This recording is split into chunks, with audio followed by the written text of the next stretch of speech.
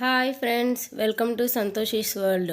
పోలి పాడ్యమి దీపారాధన నేను ఎలా చేసుకున్నానో చూపిస్తున్నానండి.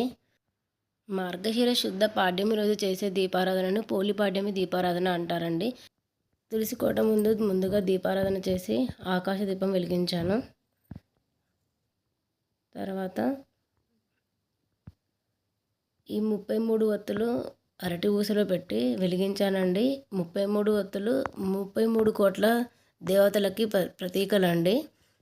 ఇవి వెలిగించుకున్నాక పసుపు, కుంకుమ, అక్షతలు, పువ్వులు పెట్టి అలంకరించుకొని దీనిని నీటిలో వదిలేయాలండి. నీళ్ళలో అరటి ఊసలు వదిలేటప్పుడు కార్తీక దామోదర, గయా దామోదర, ఆత్మ దామోదర, లింగ దామోదర, మోక్ష దామోదర, కృత్తికా మహాలక్ష్మి, నువ్వు పోలమ్మను ఎలా స్వర్గానికి పంపినావో నన్ను కూడా అలా స్వర్గానికి తీసుకువెళ్ళు తల్లి. లక్ష్మీ దామోదర, రాధా దామోదర, గోరంత పసుపు కుంకుమ తీసుకొని కొండంత పసుపు కుంకుమ మాకు ఇవ్వమ్మా తల్లి అని ప్రార్థన చేసుకోవాలండి. తర్వాత నేను 365 ఒత్తులు కూడా వెలిగించుకున్నానండి. ఇది మీ ఇష్టం అండి, నేనైతే అలా చేసుకున్నాను.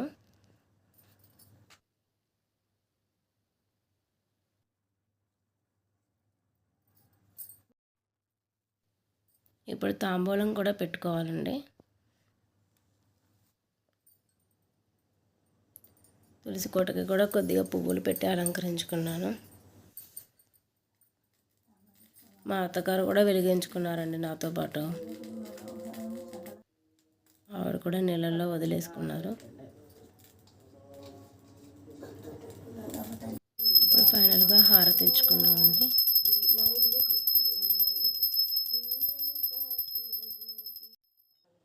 మనం కూడా కళ్ళకు అద్దుకోవాలండి. ఇక్కడే కూర్చొని ఇప్పుడు పోలమ్మ కథని చదువుకోవాలండి.